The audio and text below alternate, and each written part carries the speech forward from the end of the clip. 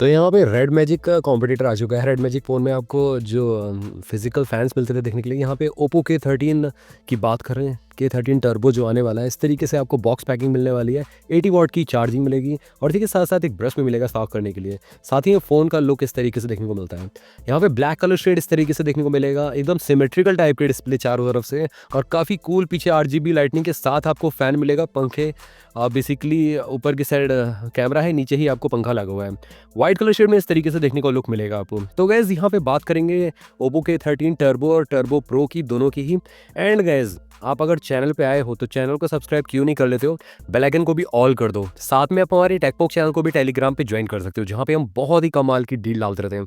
लो price link आपको best product पे मिलती रहती है। तो चलिए इस प्रीव्यू को स्टार्ट करते हैं आप सभी के लिए। एंड आप बताना कमेंट सेक्शन में आपके पास पोको F7 है या नहीं, क्योंकि ये फ़ोन उसी का ही कॉम्पिटिटर।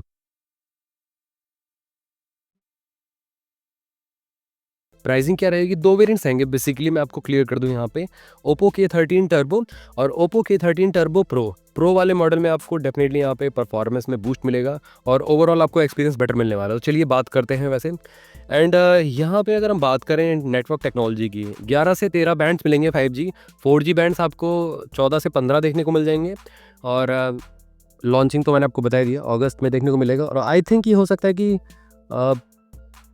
अगस्त के इन द एंड बेसिकली आपको सेल पे देखने को मिल सकता है ये, ठीक है। अब बात करते हैं यहाँ पे बॉडी डायमेंशन की। देखो यहाँ पे 7.3 mm की थिकनेस के साथ देखने को मिलता है। अब इतना स्लिम फ़ोन कहीं ना कहीं बहुत ज़्यादा स्लिम हो जाता है ये, और 208 ग्राम्स का है ये। लाइट वेट भी नहीं है, यहाँ पे थोड़ा सा हैवी साइड में आता है। ऑल दो इतना स्लिम होने के बाद इतना हैवी कैसे हो गया ये, मैं आपको बताता हूँ। यहाँ पे एक तो 7000 mAh की बैटरी कैपेसिटी यूज़ करी गई। दूसरा क्या है कि इसमें आपको प्रॉपर एक कूलिंग फैन मिलता है, मतलब एक गेमर एस्थेटिक फील मिलता है। जैसे आपने पोको वाला फ़ोन देखा है ना, gaming aesthetic feel Poco F7 जो लेके आता है, जिसका मैंने रिव्यू अनबॉक्सिंग कर रखा था, तो उसी तरीके से इसमें भी गेमिंग एस्थेटिक फील मिलेगा। बट साथ में यहाँ पे कैमरा, बेसिकली साइड में आपको जो कैमरा है ना, उसी के पास ही यहाँ पे एक कूलिंग फैन लगाया गया है। तो आई थिंक उसकी वजह से वेट इसका बढ़ जाता है, मे भी हो सकता है। बट काफ़ी ज़्यादा ये वेट गेन कर रहा है, बेसिकली इसको डाइटिंग की ज़रूरत है। यहाँ पे फ्रंट ग्लास देखने को मिलेगा फ्लैट, एक तो फ्लैट ग्लास डिजाइन के साथ रहेगा। फ्रेम आपको एल्यूमिनियम का देखने को मिलेगा, और इसी के साथ साथ यहाँ पे अपर मिड रेंज के प्राइस ब्रैकेट में आप मान सकते हो इसको वैसे।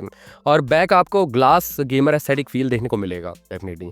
ग्लास एल्यूमिनियम का फिनिशिंग बेसिकली, तो ये भी हो सकता है, या प्रॉपर आपको फ्रोस्टेड ग्लास देखने को मिल सकता है। बट ये है कि बिल्ड क्वालिटी काफ़ी प्रीमियम रहने वाली है। IP68 69 की रेटिंग है, proper dust and water resistance की रेटिंग है, प्रॉपर आप पानी में इसको डाल सकते हो। बट ध्यान रखना गाइस, IP69 68 रेटेड भी फ़ोन वाटर पूरा प्रूफ नहीं होते हैं, तो कंपनी क्लेम नहीं देती है, तो ये चीज़ ध्यान में रखिएगा आप सब, ठीक है। और इसी के साथ साथ बिल्ट इन कूलिंग फैन, जैसा मैंने पता है, एफिशिएंट कूलिंग के लिए। तो ओवरऑल गाइज यहाँ पे कहीं ना कहीं रेड मैजिक का आपको वाइब दे देगा, क्योंकि रेड मैजिक में आपको कहीं ना कहीं जो फ़ैन देखने को मिलता था, उसी तरीके से यहाँ पे भी आपको एक फिजिकल फ़ैन मिलता है, जहाँ पे आपकी प्रॉपर गेमिंग काफ़ी तगड़ी हो जाएगी, और साथ ही में आपको एक गेमर एस्थेटिक फील भी, लुक भी मिलेगा पूरा का पूरा। तो उन सब के लिए काफ़ी कमाल का ये फ़ोन बन जाता है। अब बात करें यहाँ पे डिस्प्ले की, तो गैस डिस्प्ले क्वालिटी काफ़ी कमाल की रहेगी, क्योंकि यहाँ पे सारी चीज़ें काफ़ी कमाल की, तो डिस्प्ले तो पीछे रह नहीं सकती। एमोलेड डिस्प्ले देखने को मिलेगी 1 बिलियन कलर्स के साथ, 120 हर्ट्ज का पैनल रहेगा। एंड अगेन मैं आपको रिपीट कर रहा हूँ, फ्लैट ग्लास डिज़ाइन के साथ देखने को मिलेगा आपको। चारों तरफ से सिमेट्रिकल टाइप की डिस्प्ले रहेगी, चारों तरफ से बेजल ऑलमोस्ट इक्वल रहेंगी। 6.82 इंचेस की, स्लाइटली बड़ा रहेगा, जैसे कि अभी 6.67 6.7 इंचेस की डिस्प्ले आती है ना, उससे थोड़ा सा बड़ा। पोको F7 जितना ही आपको डिस्प्ले साइज मिलेगा, पोको F7 का भी 6.82 इंचेस का ही देखने को मिलता है। आई थिंक पोको F7 का एक कॉम्पिटिटर है, उसके साथ मैं कंपैरिजन जरूर लेके आऊंगा। उसी के साथ साथ यहाँ पे 89.8% का अप टू 90% का स्क्रीन टू बॉडी रेशियो देखने को मिलता है इसमें आपको, जो कि काफ़ी अच्छा है। और 1.5 के रिजोल्यूशन के साथ देखने को मिलता है ये फ़ोन, तो ये भी कमाल की बात है। 453 पिक्सल पर इंच की शार्पनेस भी देखने को मिल जाती है। उसी के साथ साथ यहाँ पे 1600 निट्स की पीक ब्राइटनेस देखने को मिलती है, तो सनलाइट विजिबिलिटी आपकी अच्छी हो जाएगी, टिपिकल। और यहाँ पे HBM का यहाँ पे कोई भी जिक्र नहीं किया है कंपनी ने। और अब बात करें थोड़ा सा यहाँ पे प्लेटफॉर्म की, तो एंड्रॉइड 15 फन टच OS 15 के साथ देखने को मिलेगा आपको। और उसी के साथ साथ 3 साल के मेजर अपडेट्स, 4 साल के सिक्योरिटी पैचेस देखने को मिलेंगे। अब हो सकता है ये एक साल एक्सटेंड कर दे कंपनी, क्योंकि पोको भी यहाँ पे 4 से 5 साल का आपको प्रोवाइड कर रहा है, तो हो सकता है कि ये ओप्पो K13 टर्बो में भी देखने को मिल जाए, या टर्बो प्रो में भी देखने को मिल जाए। अभी टर्बो और टर्बो प्रो में जितना भी मैंने आपको चीज़ें बताई ना, ऑलमोस्ट सिमिलर है, कुछ भी चीज़ें चेंजेस नहीं है यहाँ पे टर्बो और टर्बो प्रो K13। तो अभी तक तो यहाँ पे सिमिलर सी ही चीज़ है। अभी आपको प्रोसेसर में डिफरेंस देखने को मिलता है यहाँ पे, जो कि है स्नैपड्रैगन 8s Gen 4 मिल जाता है K13 टर्बो प्रो में, और जो अनदर वेरिएंट्स आपको देखने को मिलेगा जो K13 टर्बो रहेगा नॉर्मल, उसमें आपको Dimensity 8450 चिपसेट देखने को मिलेगा। तो दोनों ही चिपसेट काफ़ी केपेबल है, बट यहाँ पे मैं कहूँगा 8s Gen 4 आपको ऑलमोस्ट इक्विवेलेंट है आपका स्नैपड्रैगन 8 Gen 3 के, क्योंकि पिछले साल का फ्लैगशिप था। उसी के साथ साथ यहाँ पे अगर हम AnTuTu बेंचमार्क की बात करें तो 2.1 मिलियन के आसपास आता है, तो 20 लाख से ऊपर का AnTuTu बेंचमार्क स्कोर पहुंच जाता है। और अगर मैं K13 टर्बो की बात करूं जिसमें Dimensity 8450 चिपसेट मिलता है, ये आपको ऑलमोस्ट 1.5-1.6 मिलियन के AnTuTu बेंचमार्क को टच करता हुआ दिखेगा, मतलब 15-16 लाख के AnTuTu बेंचमार्क को। तो गाइस ये भी गेमिंग के लिए बनाया गया है, यहाँ पे कोई दिक्कत नहीं है। 120 FPS की आपको गेमिंग करा देगा यहाँ पे टर्बो प्रो, और K13 टर्बो जो है बेसिकली 90 FPS की गेमिंग आराम से करा देगा BGMI में। तो ओवरऑल गाइस परफॉर्मेंस काफ़ी तगड़ा रहेगा, day to day task hang lag बिल्कुल नहीं करने वाला, और गाइस मतलब एक काफ़ी अच्छा आपको एक्सपीरियंस मिलने वाला है। तो ये ठीक है यहाँ पे दोनों ही फ़ोन्स में। अब बात करें यहाँ पे मेमोरी की, तो गाइस कार्ड स्लॉट तो रहेगा नहीं, बट K13 टर्बो जो है वो को आप 8 128 वाले में भी वेरिएंट में खरीद सकते हो, बट टर्बो प्रो जो है वो सीधे स्टार्ट होगा आपका 12,256 से, 12,512 से, 16,512 से बेसिकली। तो यहाँ पे इस तरीके से आप चूज़ कर सकते हो। और नॉर्मल वाला जो है टर्बो वाला है K13 टर्बो, वो आपको 8 128, 8,256 और 12,256 में मिल जाएगा देखने के लिए। वैसे UFS 4.0 सारे वेरिएंट्स में यूज़ करा जाएगा, तो ये काफ़ी अच्छा है।